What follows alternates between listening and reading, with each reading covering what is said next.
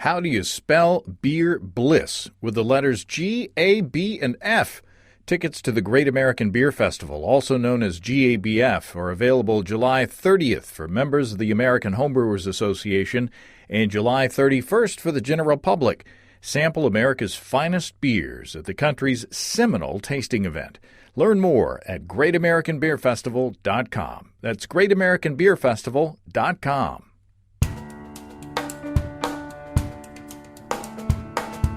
Welcome to Basic Brewing Radio for Thursday, July 25th, 2019. I'm James Spencer. Here at Basic Brewing Radio, we're all about home brewing.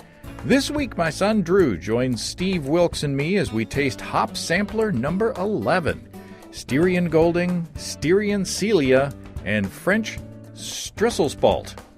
If you go to basicbrewing.com, you can find archives of our audio and video shows. And if you go to basicbrewingshop.com, you can find our DVDs, our brewer's logbooks, and other basic brewing gear, including our tie-dye silicone pint and our brewing rainbow shirt. You can follow me on Twitter and Instagram at Basic Brewing and find our show page on Facebook. We have a cool Basic Brewing app on iTunes and Amazon.com, and we're found all over the place where fine podcasts are served up. And if you do us the favor of rating us on iTunes and maybe leaving a nice comment, they say that new listeners will find us easier that way. If you want to support us financially, check out patreon.com/basicbrewing, and thanks to everybody who's helping out in that way. If you go to patreon.com/basicbrewing, you can see a long list of stuff that you can access if you sign up as a supporter. Financial supporters got an early release of the Basic Brewing video episode that I put out on Monday to the general public. In this episode, I use Oslo yeast from Bootleg Biology to ferment a Pilsner-esque beer at 98 degrees Fahrenheit. That's about 37 C, body temperature, basically. The beer was done fermenting in less than 48 hours, and it was on tap a couple days after that. Amazingly quick. And did it taste like a Pilsner? Well, you just have to watch the episode to find out, won't you? And thanks to the folks at Bootleg Biology for sending that Oslo yeast to play with. Very fun. Also, if you're a Patreon supporter, you get behind-the-scenes video and the recipe as well. Let's take a look into the mailbag. Chris from Orlando, Florida writes, I've been listening and watching you and Steve for a couple of years and enjoy the dad jokes very much. Thanks, Chris. I brew professionally, and on keg washing day, I listen to podcasts to pass the time. I still homebrew on occasion, but with a brewing job and an 11-month-old baby, congratulations, time is of the essence. I've been experimenting with your quick extract brews. I have brewed your 15-minute pale ale and enjoyed it very much and made a few variations on the recipe. I even had the head brewer at the brewery say, hey, I think you're onto something with this. I've extended your idea into other styles such as IPA, ESB, blondes, stouts, and New England IPA. Chris says, note, these are not as good as all grain but make tasty beer. I have even taught one of the bartenders how to brew using your methods. He thought I was crazy, but hey, we made yet another tasty beer. The trick I've found to some of the more subtle styles, ESB, stout, blondes, etc., is to extend the boil to 30 minutes for hop utilization. My question for you or Steve is, on the homebrew level, are you noticing a drastic difference between your extract batches and your all-grain batches? Chris says, honestly, as a pro brewer, my homebrew extract batches taste pretty darn good and save me a ton of time. Chris says, P.S. I love the brewer's logbook. Well, thanks, Chris. I'm glad you liked the logbook, which you can find on basicbrewingshop.com. Most of the extract brewing that I do nowadays is on the hop samplers, like in today's show, or hoppy beers using hop stands, based on the short boil technique. So it's been a while since I've brewed a more traditional recipe using extract like a stout or a porter or something like that. But I have to tell you that I love the beers that I brew with extracts today. And Steve has shared some of the beers that he's made with his extract kits from his store, stevesbrewshop.com. And I think they're great. I'd love to do a side-by-side experiment comparing an extract recipe against all grain, and that'd be a fun show. Do a small batch of each. I bet a beer made with good quality extract would compare well. Extract is more expensive, but it saves a lot of time on brew day, and it can help boost the gravity of a big all-grain beer if you're falling a little short on fermentables. So, yeah, food for thought. Maybe an experiment of extract versus all-grain is in order. I appreciate the note, Chris. Let's talk about our friends and sponsors, Imperial Organic Yeast. Their seasonal selection is A44 Kviking, and I'm excited about that. Here's from the description, a blend of 3 Kvike strains that can produce an insane amount of pineapple, guava, and other exotic tropical fruit aromas. The Kviking blend thrives in hot fermentations when big complex ester profiles are desired. A low pitch rate can be used to drive those aromatics even higher, but the brewer should ensure this low pitch rate can be combined with a continuously high fermentation temperature. If the temperature drops too low, the corresponding levels of attenuation can be low with high terminal gravities. The Kviking blend contains flocculent and non-flocculent yeast strains, therefore the clarity of the final beers can be variable. Use the blend for anything from new school hazy IPAs to traditional Norwegian farmhouse brews. The Kviking blend also works well with fermenting kettle-soured worts when a strong tropical fruit character is desired. And Casey from Imperial says Kviking should change over the course of a couple of generations. So if you repitch from batch to batch, it will be fun to see how that evolves. So I'm excited. Look for A44 Kviking at your local homebrew shop in July and August, when it's nice and hot, where you can ferment nice and hot. Imperial Organic Yeast. We appreciate our friends at Imperial Organic Yeast for their support. I'm planning a brew with Kviking, and I'll use this opportunity to roll right into talking about our friends and sponsors Desiree and Dave from High Gravity in Tulsa, because it is germane to that. I just read a book called Viking Age Brew, The Craft of Brewing Sahti Farmhouse Ale by Micah Leitonen. Hope I'm pronouncing his name properly, and I've got an interview lined up with him. It's a fascinating book about farmhouse beers in Finland and the surrounding regions. And the way Sahti is brewed by some of these brewers, and it varies from farmhouse to farmhouse, from brewer to brewer, but some of them brew this Sahti with an extended step mash where the grain is mashed at each step for hours and then ramped up to another temperature for another long period of time. And they do that until the mash reaches around 176 degrees Fahrenheit or 80 C. And there are more details, of course, on how these are brewed, and we'll get into that on that future show. But my point is that my high-gravity electric brew-in-a-bag brewing system with the Warthog controller is perfect for this application. I can just set the controller for each of these mash rests and just walk away without worrying about the temperature falling. Even if I leave it for several hours, I can do that. And one of the rests on the recipe that I'm planning to use calls for the temperature to be raised slowly over a period of 4 hours. So just try that with a cooler mash tun, which is what I used to use. Electric brewing with a system from highgravitybrew.com opens up a lot of doors for experimentation. I used my Warthog system to keep my latest brew at 98 degrees Fahrenheit, using it as a sous vide or 37C for 2 days without worrying about the temperature fluctuating. High Gravity offers electric systems from 5 gallons all the way up to 2 barrels from 1, 2, or 3 vessel configurations.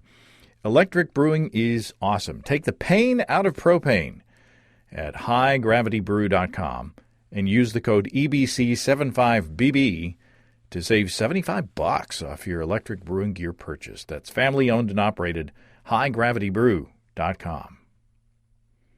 Okay, this was a fun episode. Let's go on to taste hop sampler number 11. Well, Steve Wilkes, welcome back to Basic Brewing Radio. Thanks, James. And joining us is special guest for is this the second time you've been on the audio show? My son, Drew. Good to be here. Recent college graduate in marine biology. If you have a job out there for a marine biologist, fresh out of school, drop me a line. Yes, please. Yeah, he's home visiting for a bit before going back to Seattle. And you're taking part in Hop Sampler number 11. And I believe the sampler that you took part in wasn't a mead yeast sampler at Steve's shop? Yes, it wasn't a beer, it was a mead. Right, and that was yeast, and now we've got beer and hops, so it's a little different animal. These are low alpha acid hops. We've got Styrian Golding, which weighs in at 2.6%, Styrian Celeia, you're breaking my heart, which weighs in at 2.6% alpha acid, and French Strisselspalt, which weighs in at a low 2% alpha acid. And what we do is, for those of you who haven't heard, what I do is I brew 3 small batches using 3 quarts of water and 1 pound or 450 grams of Pilsen light malt extract. I bring that just up to the boil, and I shut off the heat, and then I add the amount of hops in the experiment, and I steep that for 30 minutes. At the end of that 30 minutes, I do an ice bath, chill it down to pitching temperature, and then pitch 3 grams of Safale USO5 in each. And then a bottle of 6-pack, in this case, with the help of Drew, a bottle of 6-pack at the end of the fermentation period. In this case, since they were so low in alpha acid, I added a full ounce of each of these, the Styrian Golding, the Styrian Celeia, and the French Strisselspalt. So, and you picked out these hops. Why did you pick out this set, Steve? Well, I picked them specifically because they were low alpha acid hops, and because they're, I won't say used interchangeably, that's not really the right way to put that, but that they're noble-like hops, and they all kind of go to the same place in the way that you would use them. So that was the only thing behind it, mostly because they were low alpha, and they're European hops that are going to have that kind of floral, spicy note to them. And I thought it'd be fun to see what we thought about them compared side by side. Yeah. So what we do, Drew, is we take a sip of the first beer, we take a taste of the first beer, and we talk about it, and then we randomly select one of the and this is a blind test, by the way. We don't know which is which. We got masking tape or duct tape over the lids, so we won't know till the end. I probably wouldn't know anyway. Don't worry, neither do we. Yeah, exactly. We don't have a very good success rate. So this is all about just our impressions. Steve usually does John Wayne. It's enough. Don't worry. But this is just our perceptions of what we're tasting and what we're smelling, and you know, there are no wrong answers in this, so no pressure. So cheers, first of all, a little plastic click to start off, and we'll taste sample number 1.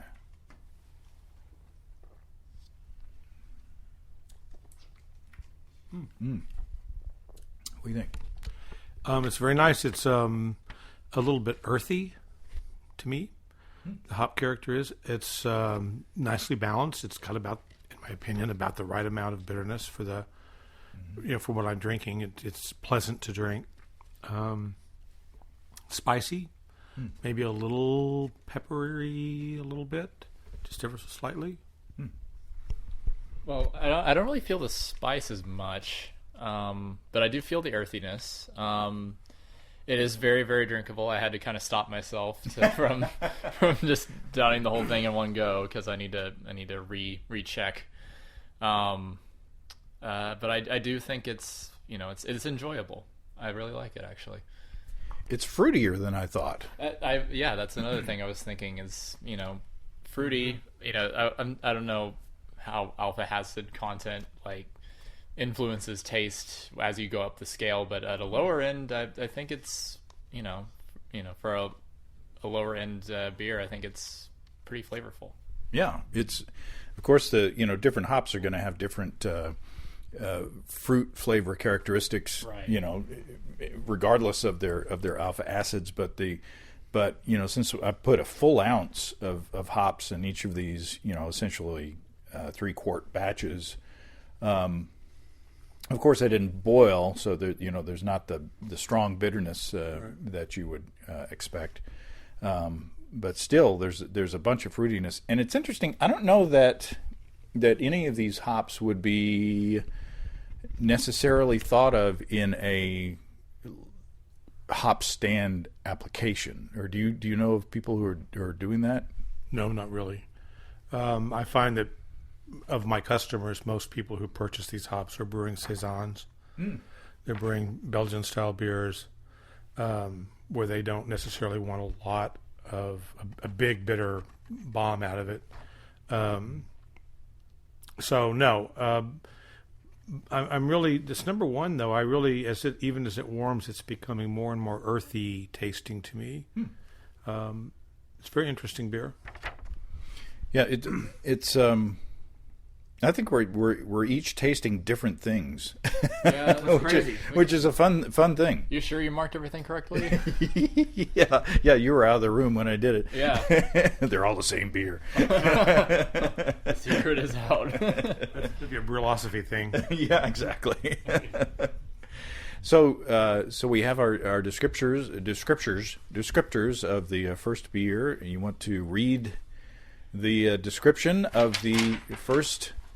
The randomly selected hop. I have it right here. And it's sealed in a mayonnaise jar on Funkin' Wagnall's porch since noon Wednesday.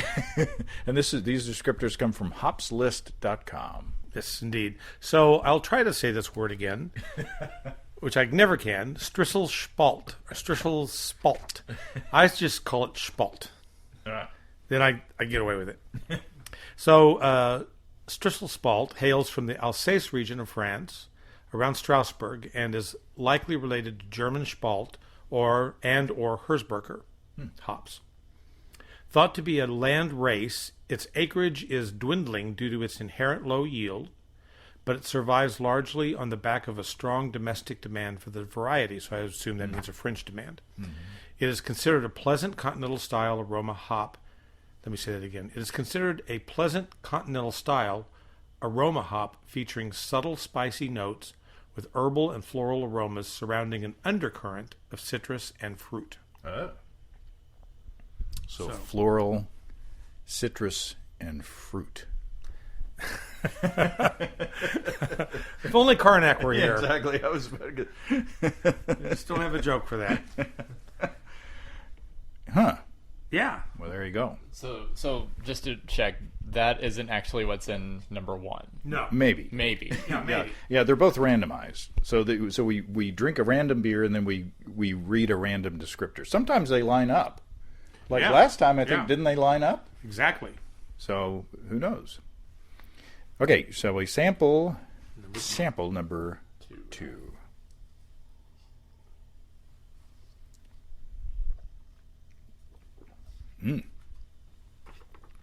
This to me has a stronger hop presence. Yeah. Not so much of a fruity taste, I don't think. At least I don't really detect one.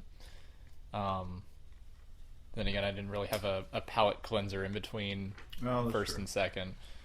To me, this one's a little more spicy than the first one. It's got a little bit more of a bite to it. Yeah, I agree. It's there's just more of a hop presence. I think it's relatively close together in its flavor profile, but this one just has more presence. I think it is a little spicier. I don't get quite the undertone of earthy notes that I felt like I got out of the first one, but that could be because it has a little bit more on the top end. It might be the same, kind of splitting hairs here, but it's really nice, and I think it actually, between the two, I think I prefer it so far. Yeah. See, I'm actually the opposite. I think I prefer the first one so far, but that's. I guess it's because I prefer beers that don't like kick you in the face as much. But I do think that the first one had more to it. like as kind of like overall, I guess it was more like well-rounded instead of this one being sharper. I think if that makes sense. Trying to use descriptors that I, being the inexperienced taster that I am. Well, no, it's good. That's right. Sometimes being inexperienced at something brings you, like tasting something. You taste things, and you can describe them better sometimes because you're not influenced towards a certain direction. Yeah, I can see where this number one is sort of. I could see where being well-rounded, or there's more of a kind of a depth of flavor maybe to the first one than the second one. The second one is not just one note, but it's fewer notes. I think maybe it's kind of it's got sharpness. There is I still get some fruitiness. It's just not as fruity as the first one. I think it's got. Well, I think it's pretty fruity. I don't know. They're pretty darn similar, to be honest with you. And but this one's just a little. I think the fruit notes are a little brighter. I just think it's a little bit brighter hop presence. Yeah, it's tasty though. What is our second? The second random descriptor. Randomly reading. Second one is Styrian Golding. And of the three that we've chosen, this is the one that by far I sell the most of, that people use the most frequently. Styrian Golding, or Savinsky, if I pronounce that correctly, Savinsky Golding, as it's commonly known, goes by a multitude of sometimes confusing aliases. Confusing still is the fact that it actually doesn't come from a Golding at all, but is rather the result of a clonal selection of Fuggle and, well, sorry, this is a difficult sentence, but it's in English, but is rather the result of clonal selection of Fuggle, and as such exhibits many Fuggle-like characteristics. Paragraph 2. I feel like Victor Borge here. If you get that, you're really old. From a brewer's perspective, Styrian Golding is a lovely aroma hop and exhibits resinous, earthy flavors that are perhaps considered slightly more refined than Fuggle. It also has been described as imparting subtle aromas of white pepper to a brew. So, earthy, peppery. I'm getting my suspicions. Well, you'll be wrong. Yeah, Trust me. Absolutely. Yeah, we should each pick different ones. Yeah. That way we'll have more of a chance. Yeah, and everyone's still wrong anyway. So the first one, Strisselspalt, is more floral, herbal, an undercurrent of citrus and fruit. Yep. And then Styrian Golding is a white pepper and earthiness. So. Yeah. Okay. And sometimes we find these descriptions don't match what we're. No. They're like completely off. So yeah. It just depends. We Okay. need a peer review for these. Yeah. Number 3. Number 3.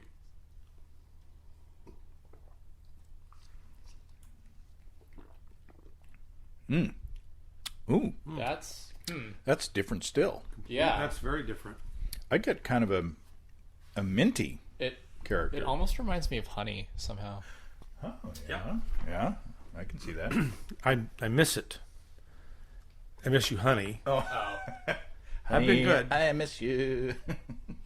Bobby Goldsboro sitting in for the tasting. I actually quite like that. Mm-hmm. And you're right, Drew. I definitely pick up some honey notes. It's very light and floral.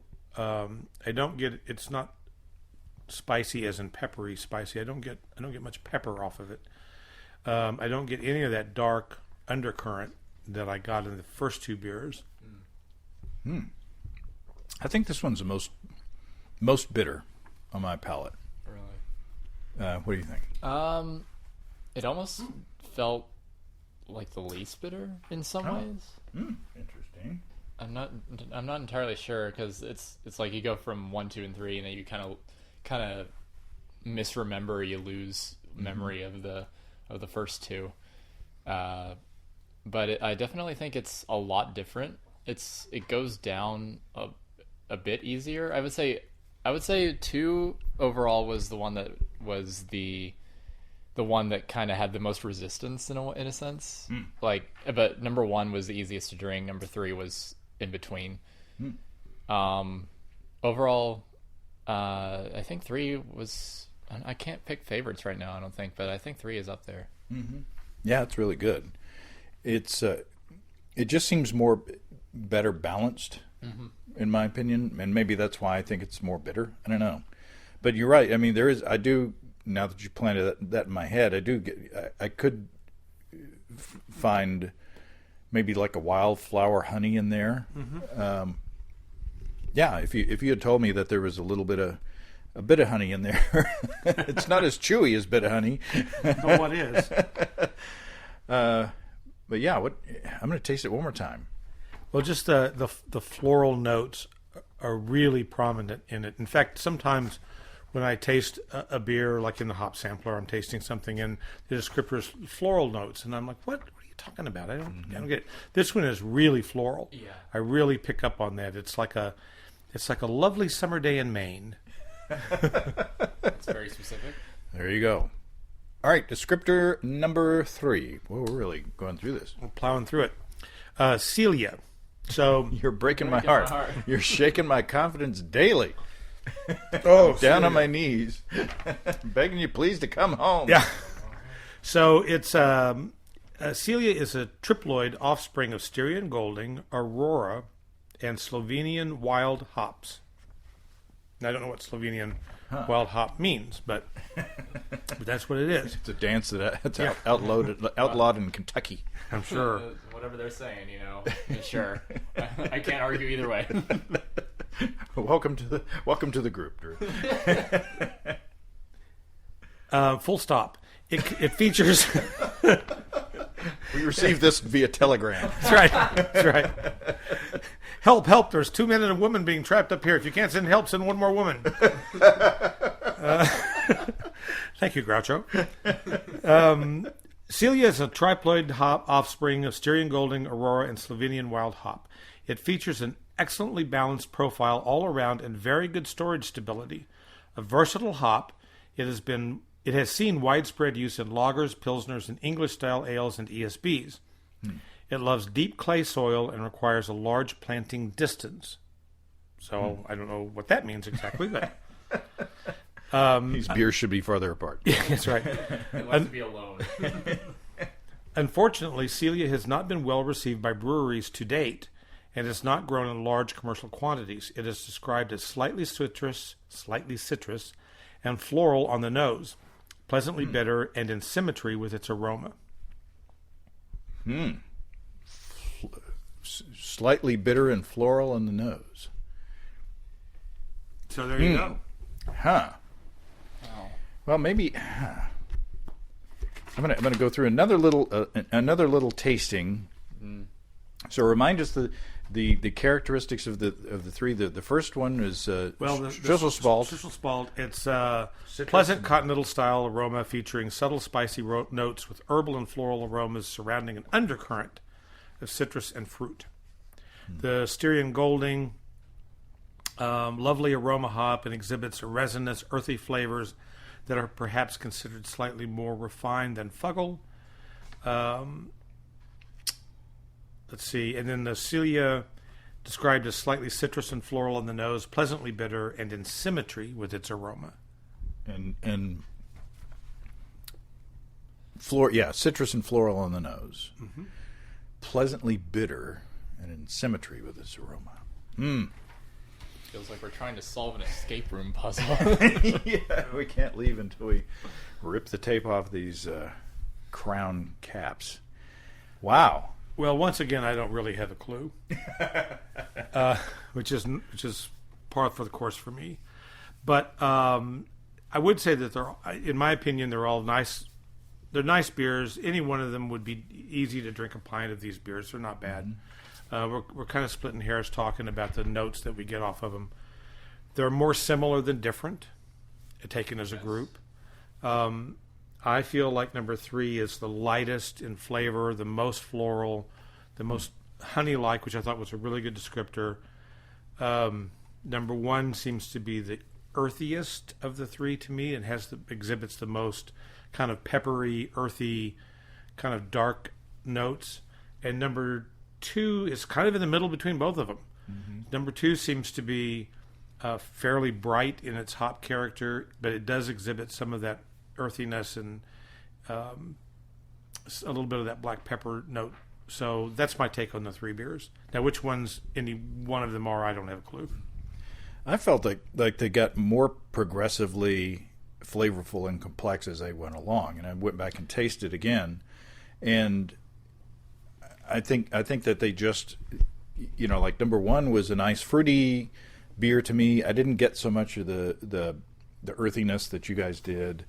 Number 2 was slightly more bitter and kind of sharper in its fruit character, and number 3 was even sharper to me still, in that it felt drier, even though I'm sure it's not. But but it just felt, sort of more complex, maybe than the other 2. I don't know. I kind of agree with that. I think of the 3, it's the most complex because it does exhibit.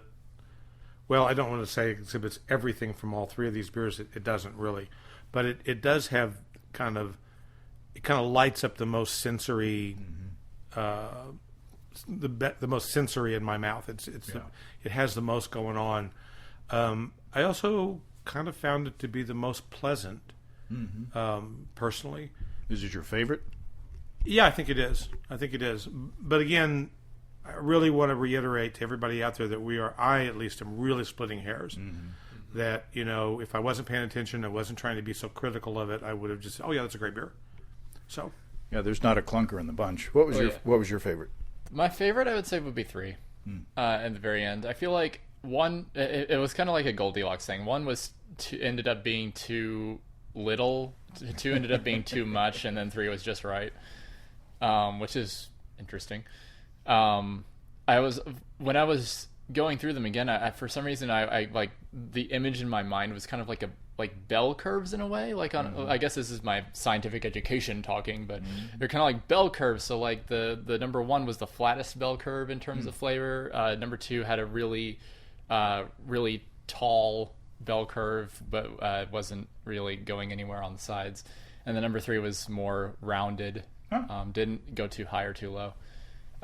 Weird way to describe it, but I think that's kind of what it was, what it brought to mind here. No, that's a great way to describe it. I think it's very visual. I think you can really wrap your mind around. That's what I spent. That's what I spent 4 years doing is relaying thoughts and data or whatever into visual. Now this is where the rubber meets the road. So, which one do we think is the? And we don't have to agree. Which one is the Strisselspalt? The subtle spicy notes with herbal and floral aromas surrounding an undercurrent of citrus and fruit. Oh boy. I wish we had like little spark notes for these or something, like just little bullet points. It was like, this is what it said. God, I'm leaning towards the 3rd. I would have to read all 3 of them again, but Styrian Golding, lovely hop aroma, and exhibits resinous, earthy flavors, and that are perhaps considered slightly more refined than Fuggle. See, that part doesn't really, that doesn't tell me anything, so that I've never had Fuggle, so. Yeah. It's been described as imparting subtle aromas of white pepper to a brew. White pepper, so. That might be 2. And then Celeia, slightly citrus and floral on the nose, pleasantly bitter and symmetry with its aroma. Citrus and floral on the nose. Yeah. These are tough. It's really tough because it's like poetry. Yeah. And I'm not sure who wrote that. Was it E. Cummings? No, the punctuation's too correct. One of the Brontes. Was it? One of the Brontes.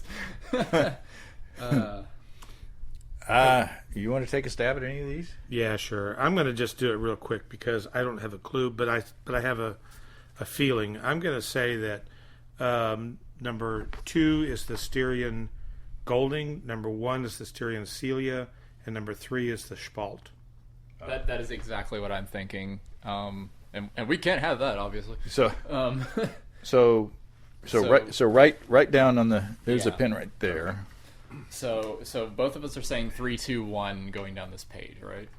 So you think 3 is the Strisselspalt. Yep. And I think 2 2 is Golding, and then one one is is- Celeia. Yeah, that's And you exactly do what I 3? was thinking. Okay. So what I'm thinking, 2 and 3 to me are more similar than 1. I agree with that. 1, Styrian Golding and Celeia are related. I know. I took that into consideration, but I fought my urge to go there. So I'm gonna take a chance and say number 1 is the Strisselspalt, since it's the Okay. it's the odd one out, Okay. and then I'm gonna go 1, 2, 3. I'm gonna go. Okay. So we agree on 2, but we're Yeah. flipping on 1 and 3. So Drew and I are 3, 3, and then you're 1 for the Spalt, Right. Yeah. and then we're all at 2 All for for Styrian 2, Golding, yeah. And then and 1 and 3 for Right. Celeia. okay. So number you want to Now, here you want to we go. unpeel the Everyone is wrong. All right. So number 1, we mathematically have can it be possible that we're all Celia. Is that it? Oh, Celia. you, Yeah. okay? You guys are right. We got that right. Okay. All right. Yeah, Awesome. that's right. Okay. You guys are right so far. All right. And the second one, where's the tape? Who taped these? Drum roll, please. You guys are both drummers, Yeah, we are. So, all right. Number 2, Styrian. And which leaves, Oh my gosh! which leaves the only one. You guys got it right. Number 3 is. There you go. There you go. Maybe I was made to be a tester. High five! Wow. So how often does that happen? No, well, not very. Congratulations, you guys. So number 1 was the Celeia, Yep. which is the one that you said was earthy and kind of spicy. They're saying it's slightly citrus and floral on the nose, pleasantly bitter and in symmetry with its aromas. See, that's what gave it away for me was like it saying pleasantly bitter, because I wouldn't say either of the other two were like pleasantly bitter. It was just bitter. And the Celeia, no, I'm wrong. I was going to say it's the least in the alpha acid, but it wasn't. Number 2 was the Styrian Golding. Resinous, earthy flavors that are more refined than Fuggle. It's white pepper. Well, I don't. I don't know about. See, I got the pepper in number 2. Yeah, you did. All right. And then number 3 was the Strisselspalt, which was the herbal and floral aroma surrounding an undercurrent of citrus and fruit. So that to me is the most, I in think, retrospect, the most appropriate yeah, descriptor. that was very accurate. That was the one I was kind of the most confident on, because it's saying, the last lines with herbal and floral aroma surrounding an undercurrent of citrus and fruit. That to me indicates a very flavorful, a very flavorful taste relative to the other two, for some reason, and that's what I got out of. So we all like this. We like this Strisselspalt the best. it was my favorite. I agree. And clearly I carry all 3 of these because we always get the hops from me. But the Strisselspalt is not a hop that I sell very much of. I don't keep a whole lot of it in stock, but I keep it because I like it. And when I can get people to try it, they like it too. I've used it in a few beers. The one that I remember most clearly was a Belgian Golden Strong that we actually brewed at your house some time ago. But I used quite a bit of it in that beer, and I thought the beer was great. And I've really been a proponent of this hop ever since. I just really like it. And maybe, I don't know, I won't claim to have that long of a memory, but maybe because I have played with the hop a little bit, I kind of felt like it reminded me of something. Yeah. The Celeia hop, I remember one time early on in owning the store, I couldn't get Styrian Golding for some reason, but I could get Celeia Golding. And so I thought, well, shoot, I better get something that's close that are used in the same way. So I got a few ounces of it in, and it turns out it's a great hop. Mm-hmm. But as I've said before, the Styrian Golding is kind of what everybody knows, and people use it a lot in their Belgian-style beers. It's very popular. But I think any one of these hops would play well in any kind of a saison, really, about any beer, really. Yeah. So there you go. You know, if I had to rank them personally, I would say Strisselspalt would be my favorite, and then Celeia, and then Styrian Golding. But that's not to mean that either of them were bad. These are very good beers. But also, I guess I should note the more unpronounceable the hop is, the better it seems to taste. There you go. We'll hook you up with some of the New Zealand varieties. Oh, boy. Yeah. You'll love those. All right, guys. Well, this is fun. And congratulations on being the winners. Yeah. I don't know what we want. More beers if you want them. Well, there you go. Cheers, guys. Cheers. Cheers. Well, thanks again to Drew and to Steve of stevesbrewshop.com. Drew's back in Seattle. It hurts me to say he's back home in Seattle, but, that's, I guess, this is his home, I guess, but, he's like, he wants to live in Seattle, and we're happy for him to live, where he wants to. We sure enjoy seeing him when we can, and we miss him when he's gone, and we have somewhere fun to go and visit. So, looking forward to seeing what his next chapter of life will hold. If you have brewing questions, show suggestions, or just want to say howdy, write to James at basicbrewing.com, or just fill out the contact form on basicbrewing.com, and please don't forget to tell us where you're from. Check out our mobile-friendly shop at basicbrewingshop.com. Thanks to everybody who's supporting us through our Patreon page. Special goodies coming your way. Check that out at patreon.com/basicbrewing. That's all until next time. Until then, thanks for listening, everybody. I'm James Spencer. Production help for Basic Brewing Radio and our website is provided by Kelly Dodson. Basic Brewing Radio is a production of Active Voicing. We'll talk to you next time, everybody. So long.